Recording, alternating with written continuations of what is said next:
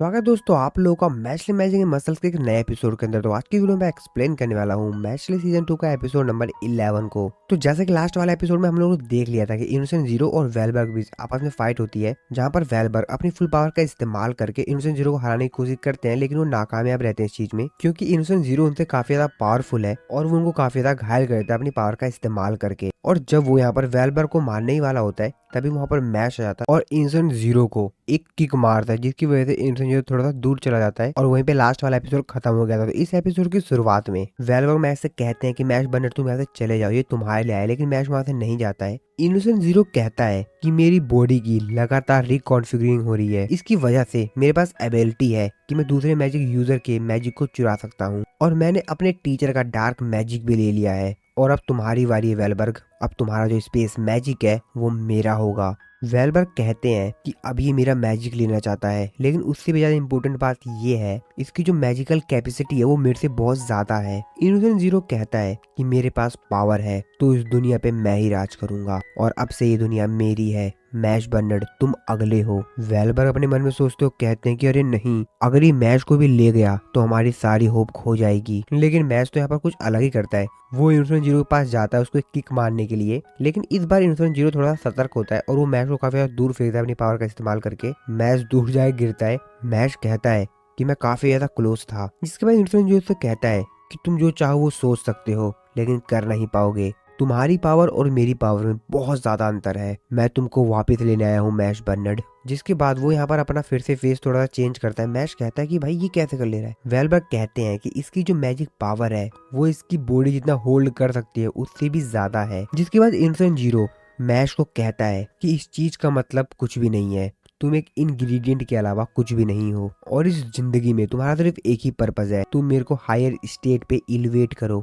वेलबर्ग कहते हैं कि ये तुम्हारा ईगो बोल रहा है, उसके पास अधिकार है कि वो क्या करना चाहता है अपनी लाइफ में, क्या नहीं, उसकी मर्जी। जिसपे इनोसेंट जीरो वेलबर्ग से कहता है कि इसकी लाइफ का सिर्फ एक ही उद्देश्य है, और वैसे भी इस दुनिया में बिना मैजिक के इंसान कभी भी नहीं रह सकता। जिसके बाद इनोसेंट जीरो मैजिक पावर का इस्तेमाल करके वेलबर्ग को कैद करने जाता है, जिसपे वेलबर्ग कहते हैं कि अरे नहीं, मेरे पास काफी कम पावर है और मैं इस चीज को अवॉइड नहीं कर सकता। लेकिन तभी हम लोग देखते हैं कि वहाँ पर मैथ आ जाता है और वो वेलबर्ग को बचा लेता है। वेलबर्ग मैथ से कहते हैं कि इससे कोई भी फर्क नहीं पड़ता कि तुम मेरे को कितने ज्यादा दूर ले जाते हो या तुम मेरे को कहाँ ले जाते हो, जो होना है वो होके रहेगा, वो नहीं बदला जा सकता क्योंकि वो काफी ज्यादा ताकतवर है। जिसके बाद मैथ वो इनोसेंट जीरो से कहता है कि इस दुनिया में जहाँ पर मैजिक ही सब कुछ है, जो सबसे स्ट्रॉन्गेस्ट मैजिक यूजर है वो सबसे बुरा है, और यही सब रीजन है जिसकी वजह से मैं तुम्हारे मैजिक को अपने मसल्स के दम पर बीट करूंगा, और तभी ये दुनिया मेरे को एक्सेप्ट करेगी। फिर जिसकी बात सुन के इनोसेंट जीरो यहाँ पर काफी हंसता है। वो कहता है अच्छा कि मेरे को थोड़ा सा समय लगेगा इसकी बॉडी पर काबू पाने के लिए, तो अभी मैं चलता हूँ, पर मैं वापस जरूर आऊंगा, इस चीज को हम लोग बाद में फिनिश करेंगे। वेलबर्ग कहते हैं कि ये मॉन्स्टर पूरी सिटी को एक झटके में खत्म कर सकता है। इनोसेंट जीरो वेलबर्ग से कहते हैं तुम इतने ज्यादा कॉन्फिडेंट क्यों हो, अगर तुम इसे रोक सकते हो तो रोक लो। जिसके बाद वो मैश बर्नर्ड से कहता है कि मैश बर्नर्ड, अगर कोई बिना मैजिक के इतना ज्यादा पावरफुल है जो ये कारनामा कर सकता है, ये कमाल कर सकता है, इस मॉन्स्टर को रोक सकता है, तो रोक लो। वेलबर्ग अपने मन में सोचते हुए कहते हैं कि ये स्ट्रेंथ को टेस्ट कर रहा है, लेकिन इन दोनों में काफी ज्यादा डिफरेंस है, बहुत ही ज्यादा। सभी स्टूडेंट जो होते हैं वो मॉन्स्टर को देखकर काफी ज्यादा डर जाते हैं और चिल्लाते हुए कहते हैं कि ये तो इसी तरफ आ रहा है, ये तो पूरे स्कूल को डिस्ट्रॉय कर देगा। और यहाँ पर जो मॉन्स्टर होता है वो भी चारों तरफ पूरी तरीके से डिस्ट्रॉय हर चीज सामान कर रहा होता है, काफी ज्यादा गुस्से में इनकी तरफ ही बढ़ रहा होता है। सभी स्टूडेंट्स काफी ज्यादा डर जाते हैं, कहते हैं कि आखिरकार ये कितना ज्यादा ताकतवर है, ये इतने मजबूत पत्थर को इतनी ज्यादा आसानी से फेंक दे रहा है, और वो जो पत्थर होते हैं काफी ज्यादा तेजी से स्टूडेंट्स की तरफ ही आ रहे होते हैं। लेकिन तभी हम लोग देखते हैं कि वो सारे जो पत्थर होते हैं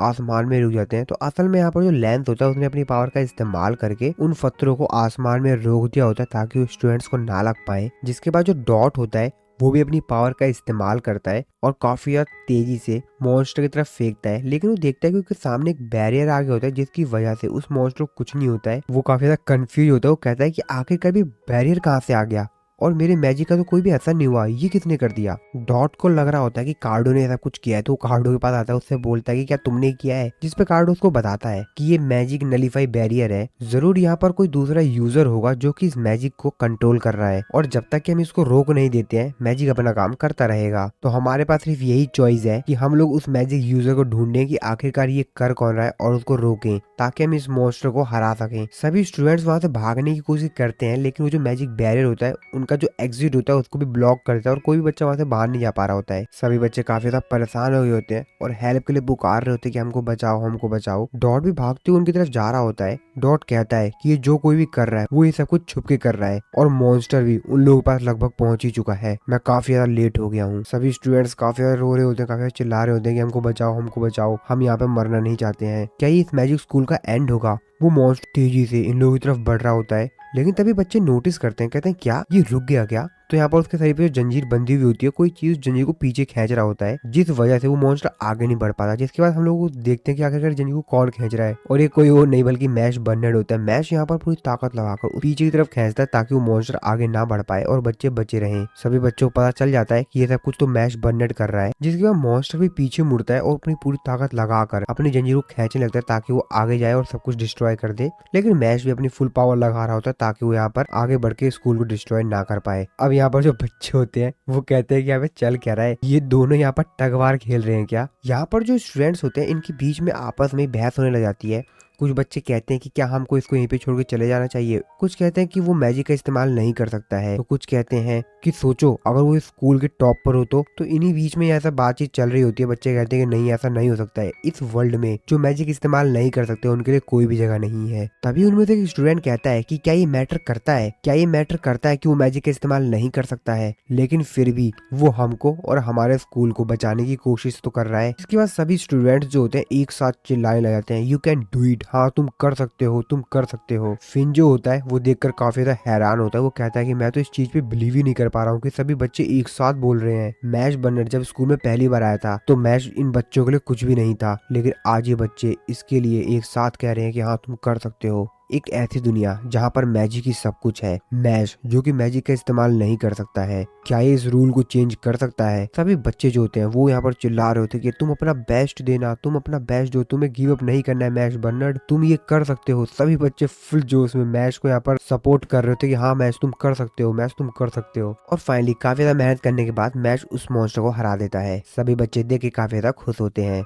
अगले सीन में हम लोग पर्सन को देखते हैं जो कि किसी से बच के भाग रहा होता है, और तभी ऑर्डर आकर उसको चारों तरफ से घेर लेता है और वो वहां से नहीं भाग पाता, वहीं पे नीचे गिर जाता है। और यहाँ पर डॉट और कार्लो भी आ गए होते हैं। वो बंदा यहाँ पर हेल्प के लिए बोल रहा होता है कि मेरे को बचाओ, जिसके बाद कार्लो कहता है कि ये वही प्रिजनर है जो कि उस मॉन्स्टर को कंट्रोल कर रहा था। ऑर्टर ने इसको मारने का प्लान बनाया था, जिस पर ऑर्टर जो होता है वो कार्लो से कहता है कि ऐसा लग रहा है कि तुम भी मैश बर्नेड की साइड ले रहे हो। मैंने सोचा नहीं था कि वो थोड़ी सी ताकत दिखाएगा तो तुम उसकी साइड हो जाओगे। मैं काफी निराश हुआ, मैं उसे एक्सेप्ट नहीं करूंगा। जिस पे कार्लोस को कहता है कि नहीं, मैं पूरी तरीके से उसकी तरफ नहीं हुआ हूँ। जिस पे ऑर्टर से कहता है कि लेकिन कार्लोस की बात नहीं सुनता है, वहां से जाने लगता है और ज्यादा ज्यादा उसको कहता है उसकी ताकत ही असली चीज है, एक समय आएगा जब तुम भी उसके बारे में थोड़ा बहुत सोचोगे। और ऑर्डर उसको सिर्फ देखते रह जाता है। इसके बाद अगले सीन में हम लोग कुछ दिनों बाद का सीन देखते हैं, जब ये इंसिडेंट हो गया था उसके कुछ दिनों बाद का सीन, जहाँ पर पूरे वर्ल्ड में ये बात फैल गई थी कि एस्टन में इनोसेंट जीरो आया था।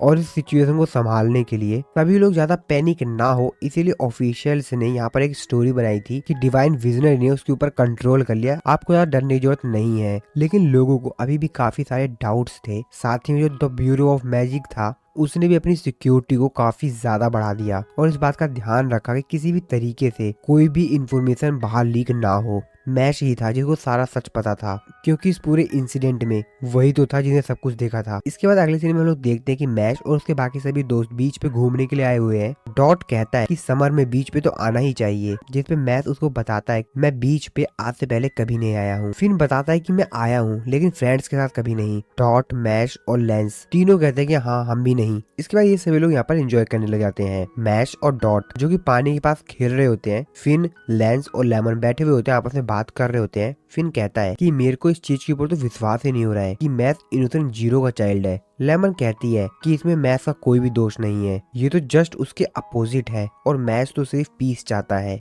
और तभी ये तीनों पीछे देखते हैं तो वहाँ पे हेड मास्टर होते हैं जो कि नारियल का पानी पी रहे होते हैं। ये लोग वहाँ पे हेड मास्टर देख काफी ज्यादा हैरान होते हैं, उनके पास जाते हैं और कहते हैं आप यहाँ पर क्या कर रहे हैं। हेड मास्टर कहते हैं कि ये समर का टाइम है तो मैं यहाँ पर बीच पे समर एंजॉय करने के लिए आया हुआ हूँ। जिस पे वो लोग कहते हैं कि शायद आप तो घायल थे ना, आप तो अभी भी घायल है, तो आपने अपने आप को रिस्क पे क्यों डाला, आप यहाँ पर क्यों आए। हेड मास्टर उनसे कहते हैं कि समर साल में सिर्फ एक ही बार आता है। जिस पे फिन उनसे कहते हैं नहीं नहीं मेरा मतलब ये नहीं था। हेड मास्टर उन लोगों से कहते हैं कि जैसा कि तुम सभी जानते हो मैश बर्नेट को कभी शांति नहीं मिलेगी जब तक कि वो इनसेंट जीरो को ना हरा दे। इनसेंट जीरो जो कि पहले से काफी ज्यादा पावरफुल है और काफी ज्यादा उसके पास मैजिक है और उसके पास मैजिक ऑफ टाइम भी है, साथ ही में अब उसके पास मेरी स्पेस मैजिक भी है और वो फॉरबिडन मैजिक का इस्तेमाल करके अपनी मैजिक पावर को भी इंक्रीज कर सकता है। और इनोसेंट जीरो हमारी हिस्ट्री में सबसे ज्यादा पावरफुल मैजिक यूजर है और उसको मैथ्स के 5 भाई गार्ड करते हैं और उनमें सभी टॉप क्लास मैजिक यूजर हैं। वो लोग कम से कम तो मेरे जितने स्ट्रॉन्गर हैं। ये बात सुन के यहाँ पर फिन तो काफी ज्यादा हैरान होता है। वो कहता है क्या 5 और वो भी कम से कम ताकतवर, मतलब वो और भी ज्यादा ताकतवर हो सकते हैं। वेलबर्ग कहते हैं कि अगर इनोसेंट जीरो नहीं रुका या उसे नहीं रोका गया तो इसका मतलब ये है कि वर्ल्ड का एंड होके रहेगा। मेरे को तो ऐसा ही लगता है और हमारी विक्ट्री के चांस लगभग 0 के बराबर है। पर एक चीज है जो कि उसको रोक सकती है और वो है मैश बर्नेट, क्योंकि उसकी जो ट्रेनिंग है उसकी वजह से उसमें काफी ज्यादा पावर है और सबसे बेहतरीन तो उसकी एब्सर्ड स्ट्रेंथ, और उसकी वही एब्सर्ड स्ट्रेंथ तरीका है सबसे स्ट्रॉन्गेस्ट मैजिक यूजर को हराने का। जिस पे लेमन कहती है हम मैश को तो इस दुनिया के सबसे स्ट्रॉन्गेस्ट मैजिक यूजर के खिलाफ नहीं खड़ा कर सकते ना। और तभी मैश पीछे जाता है। मैश लेमन को कहता है कि नहीं कोई दिक्कत नहीं है लेमन, या तो मैं जीतूंगा या तो मैं हारूंगा और मेरे पास 50-50% चांस है और इन मसल्स जिनके साथ मैं आज तक कभी नहीं हारा, इसका मतलब मेरे पास 100% चांस है मैं ही जीतूंगा। जिसकी बात सुन के भाई इसकी जो जितने भी फ्रेंड होते हैं सबके साथ तो हैरान होते हैं। वेलबर्ग कहते हैं कि हाँ मैश मेरे को लगता है कि तुम ऐसा कर पाओगे। मैश कहता है कि आप मेरे ऊपर छोड़ दीजिए, मैं इस वर्ल्ड से बुरे लोगों को मार के भगा दूंगा और इस वर्ल्ड में पीस लाऊंगा और साथ ही मैं अपने फ्रेंड्स के साथ ग्रेजुएट भी होऊंगा। जिसकी बात सुन के उसके साथ काफी ज्यादा हैरान होते हैं। वो कहते हैं मैश। लेंस उसके पास आता है, उसको बोलता है कि एंड सेमेस्टर के टेस्ट जो है जल्दी होने वाले हैं तो तुम क्या करोगे। मैश उसको कहते हैं लेंस उसको बताता है कि एक्सपल्सन से तुम एक ग्रेड दूर हो, यानी तुमको स्कूल से निकाल दिया जाएगा। मैश कहता है ओहो, और उसको फिर समझ में आता है। वो कहता है अरे अच्छा ये बात है क्या। और इसी सीन के साथ हमारा ये वाला एपिसोड खत्म हो जाता है।